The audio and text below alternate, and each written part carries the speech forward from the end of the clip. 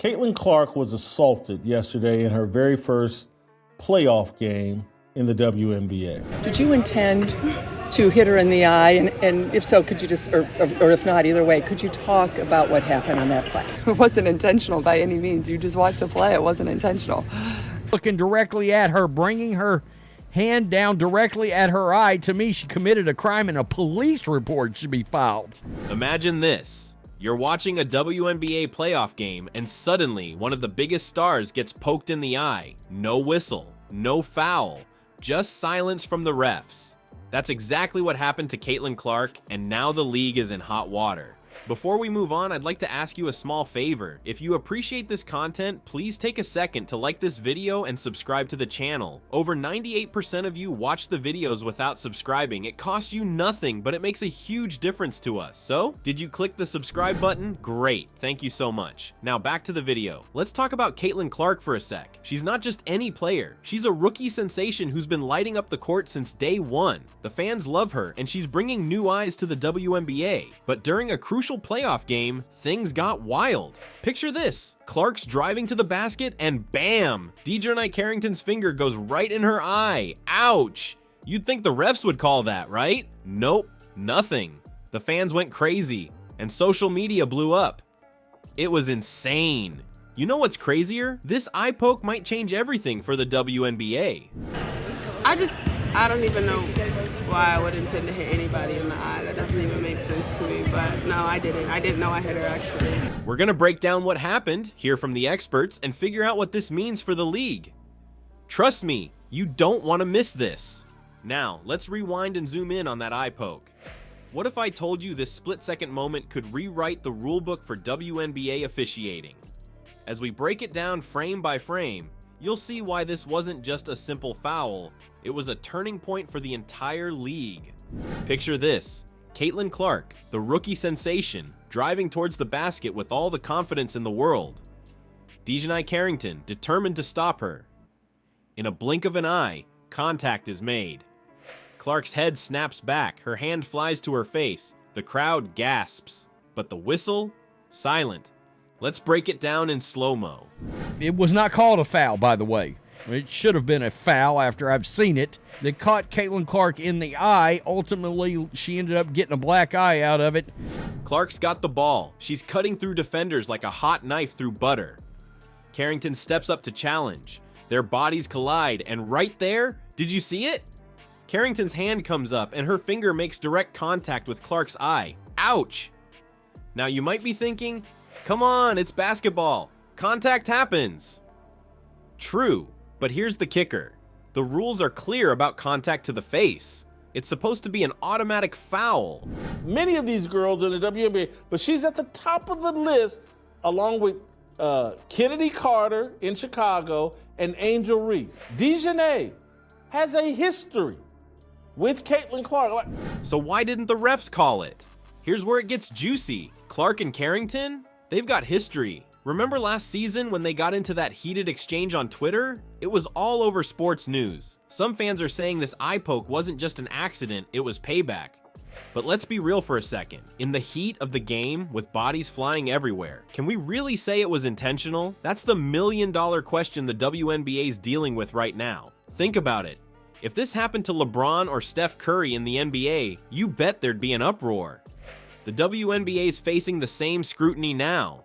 It's not just about one missed call. It's about consistency, player safety, and the integrity of the game. Let's compare this to some other controversial plays in WNBA history. Remember the 2019 finals when Elena Delle Donne got elbowed in the face? That was called a foul. Or how about last season when Brittany Griner accidentally hit Satu Sabali in the face during a rebound? Also called. So what makes this situation different? Is it because it happened so fast? Or is there something else going on here? We asked some basketball experts to weigh in. Former WNBA ref Sandra Jones said, "In real time, these calls are incredibly tough.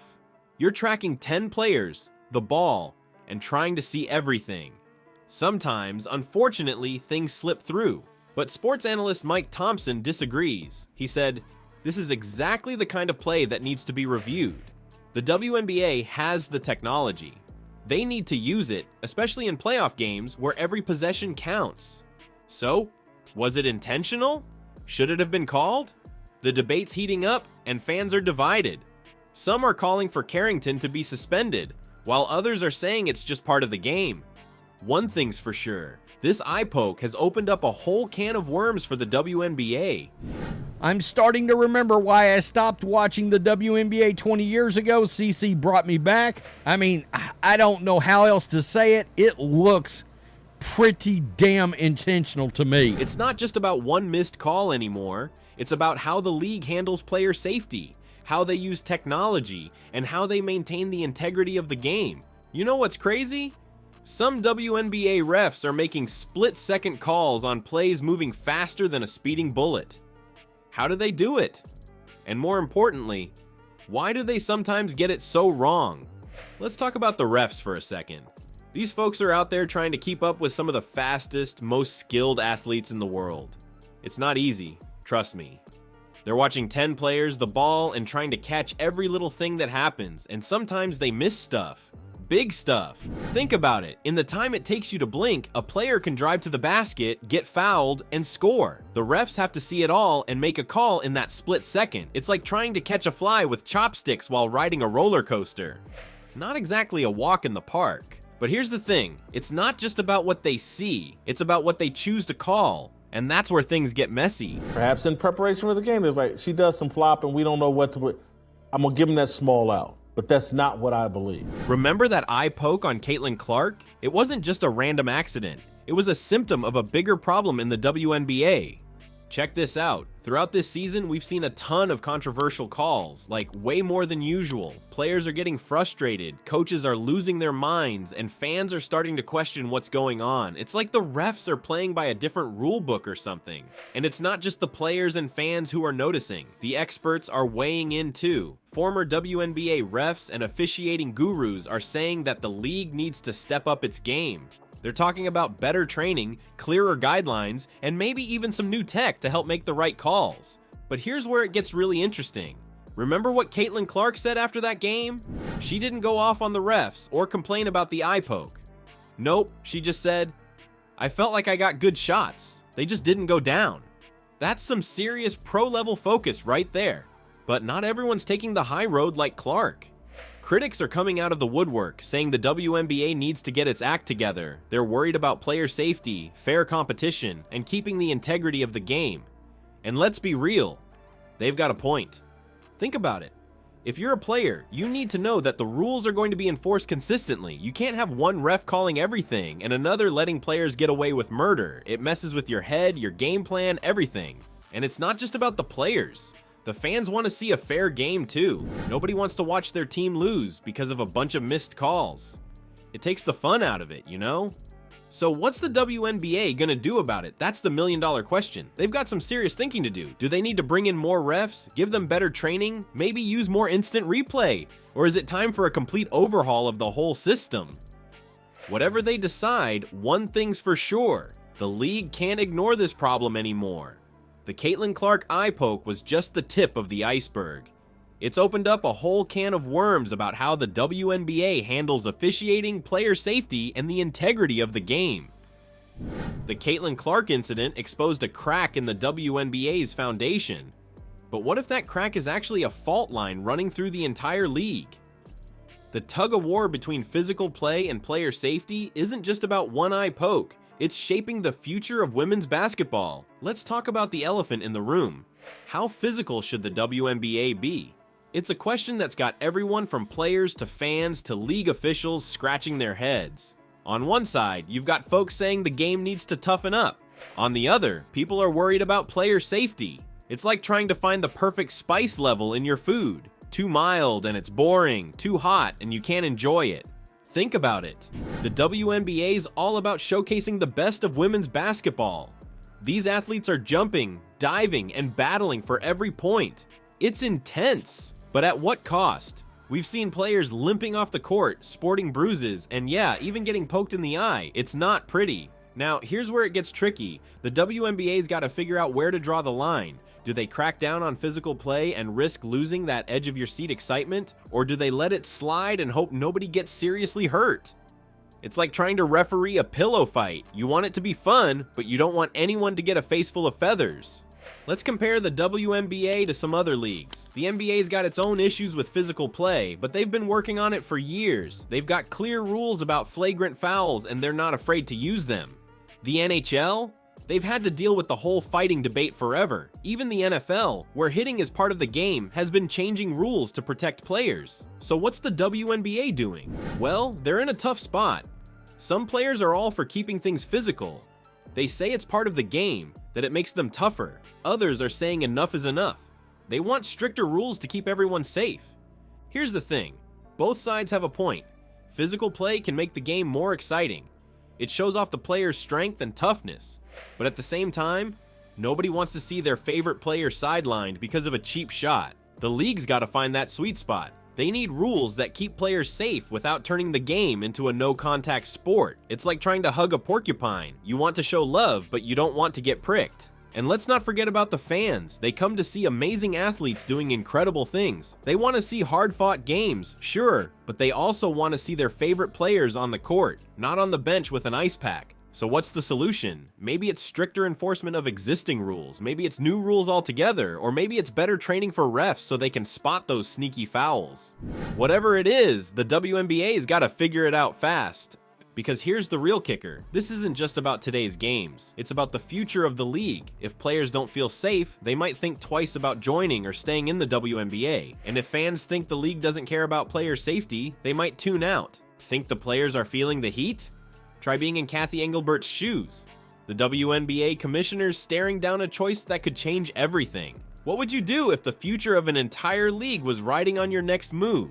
Cathy Engelbert, the commissioner of the WNBA, is under fire. Cathy Engelbert's got a storm brewing, and it's not looking pretty. The fans are mad, the players are worried, and everyone's waiting to see what she's gonna do about this eye-poking mess. It's like she's got a ticking time bomb in her hands, and how she handles it could make or break the WNBA. The commissioner she better be very careful, because I've said the new fans are largely families. Let's break it down. Engelbert's got a few options, but none of them are easy. She could slap Dijonai Carrington with a fine or suspension. That might calm down some of the angry fans, but what if it ticks off the players who think it was just an accident? Or she could change up the officiating rules, but then you've got to retrain all the refs and maybe even slow down the game. It's like trying to fix a car while it's speeding down the highway. Totally intentional, same as the silence we will get from the commissioner. And here's the kicker. Whatever Engelbert decides, it's going to affect way more than just this one incident. We're talking about the whole reputation of the league here. If she goes too soft, people might think the WNBA doesn't care about player safety. But if she comes down too hard, it could mess with the flow of the game that fans love. You know what's really wild? Some experts are saying Engelbert needs to do something big and fast. They're worried that if she doesn't, fans might start tuning out. And in a league that's still growing, that's scary stuff. It's like trying to keep a campfire going in the rain. One wrong move and it could all fizzle out. But it's not just about the fans. Engelbert's got to think about the players too. If they don't feel safe on the court, or if they think the rules are all messed up, that's going to affect how they play. And let's be real, without the players, there is no WNBA. Here's where it gets really tricky. Remember what Caitlin Clark said about people using her name to push agendas? That's gotta be on Engelbert's mind too. She can't just make a decision based on one star player. She's gotta think about what's best for everyone in the league. So what's the right move? Some folks are saying Engelbert needs to overhaul the whole officiating system. Others think she should focus on player safety rules. And then there's the idea of using more instant replay to catch these kinds of incidents. It's like trying to solve a Rubik's Cube blindfolded. Every move affects everything else. One thing's for sure, Engelbert can't just sit back and do nothing. The WNBA is at a crossroads, and she's the one holding the map. Whatever she decides is going to set the tone for how the league handles big issues going forward. Think about it. If she nails this, it could be a turning point for the WNBA. Better officiating, safer games, happier fans and players. But if she messes it up, we could be looking at a whole lot of unhappy people and maybe even some players thinking twice about sticking around. You know what's crazy? This whole eye-poking thing could end up being the best thing that ever happened to the WNBA. If Engelbert plays her cards right, she could use this as a chance to make some real improvements to the league. It's like when you're remodeling a house and you find a problem with the foundation. Yeah, it's a pain to deal with, but fixing it makes the whole place stronger. Alright, let's wrap this up. The Caitlin Clark eye poke has blown the lid off some serious issues in the WNBA. We're talking about player safety, officiating standards, and the future of the league. It's not just about one missed call. It's about the whole game. Cathy Engelbert's got a tough job ahead. Whatever she decides is going to shape the WNBA for years to come. But here's the thing. This could be a golden opportunity to make the league better than ever. Improving officiating and protecting star players like Clark? That's how you take the WNBA to the next level. So what do you think? Should the league crack down on physical play? Bring in more instant replay? Or maybe it's time for a complete overhaul of the rules? Drop your ideas in the comments. The future of the WNBA is in our hands, and your voice matters.